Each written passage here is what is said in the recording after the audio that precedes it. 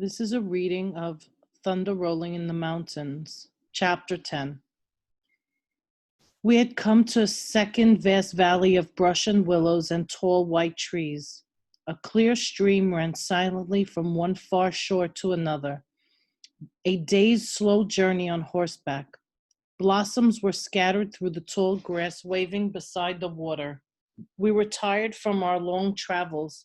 The old people stumbled at every step they took, but the red coats strode through the camp with their chests out and their red jackets taunting those who would dare to stop them. Looking Glass said we would stay at this place for 3 suns. Here we would cut teepee poles and let them dry.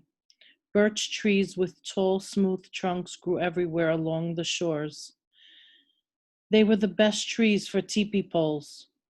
Our women cut down stacks of saplings, peeled them clean, and set them out to dry in the sun. Without them, we would have had to sleep beneath the stars. We would need poles during the rest of our flight. We gathered food to eat along the way. The warriors hunted antelope and black-tailed deer. The old men caught fish. The women dug roots. And no one thought of the white soldiers we had left behind in Montana.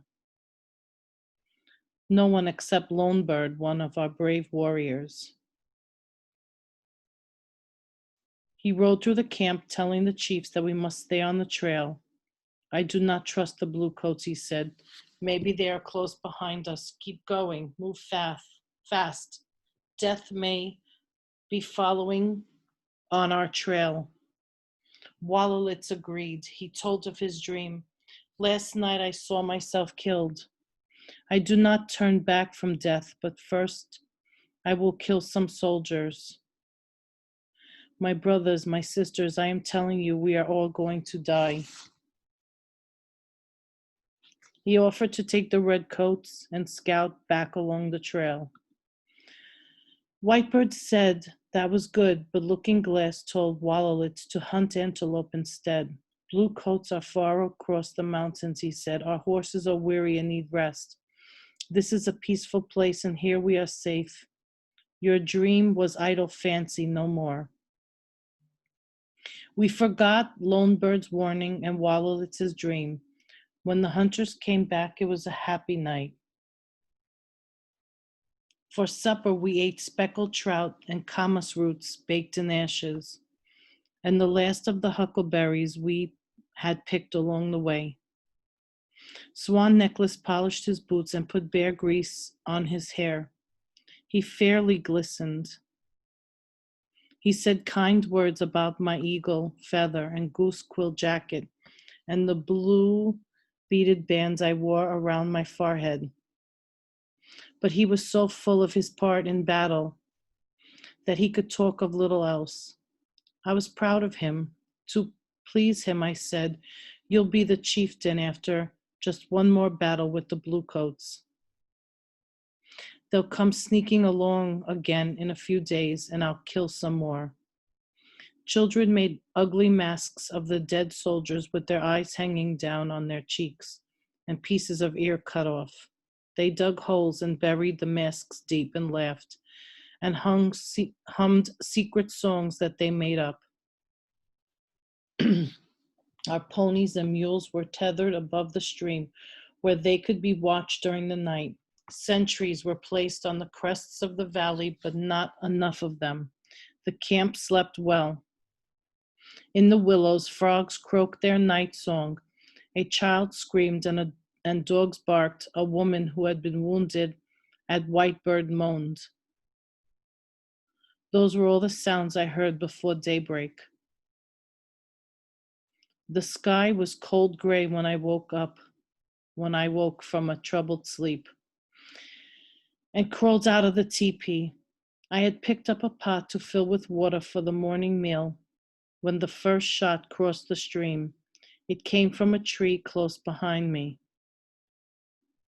Wolowitz, wrapped in his long red coat, had gone out to see that the herd was still safely tied up. He marched along the shore with a warrior's step. A second bullet struck him in the back and knocked him down. He was the one who had killed Richard Devine and started the war, and the enemy knew it. Wolowitz crawled to the stream. He was falling in the water when his wife came out of their teepee. She was heavy with child. She would bear him and walked slowly. She caught him in her arms and held him until he gave one long gasp and was dead. The man who had killed Wolowitz stood over her, saying something I could not hear, putting bullets in his smoking gun. The next bullet struck her in the chest. She staggered but made no sound. Somehow she got the gun from him and took careful aim and shot him in the face. Then she sank to the ground and died.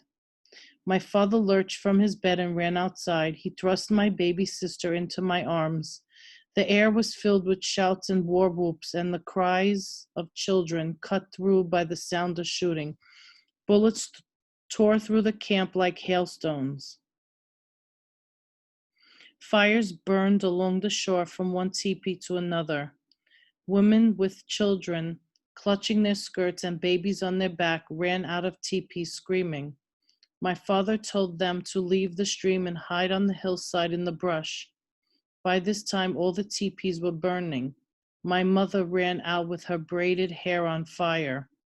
Some of the women tried to hide in the stream, but it was too shallow and their heads stuck out of the water. Soldiers shot at their heads and killed all except a child who was able to crawl along the bottom and grab some willows along the shore.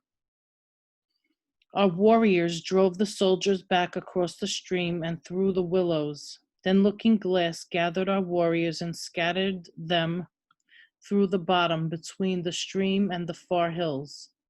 They dug pits, set up carbines, and built rock walls high enough to shoot over and not to be shot at by the soldiers.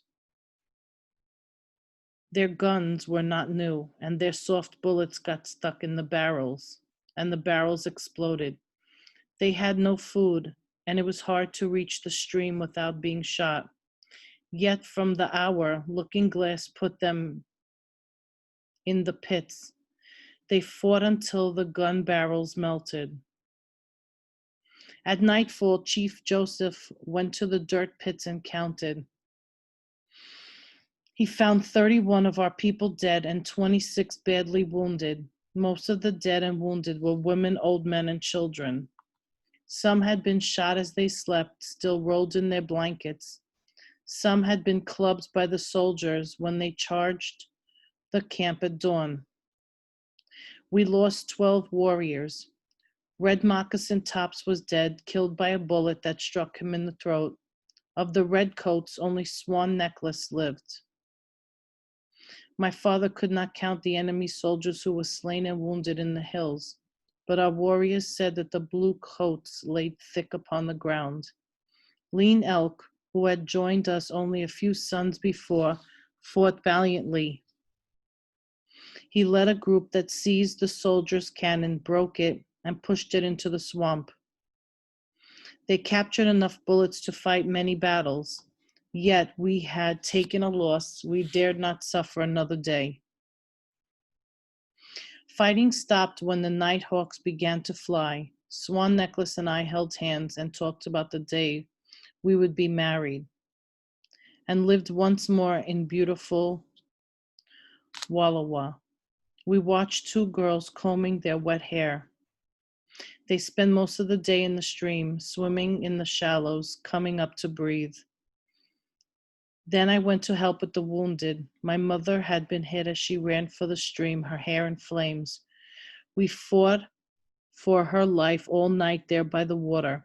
My father held her in his arms, away from the smoldering camp and the starlit sky, to the world beyond. When she died, my father said, "Will this hatred ever end? It sickens my heart." All men were made by the same great spirit chief, yet we shoot one another down like animals.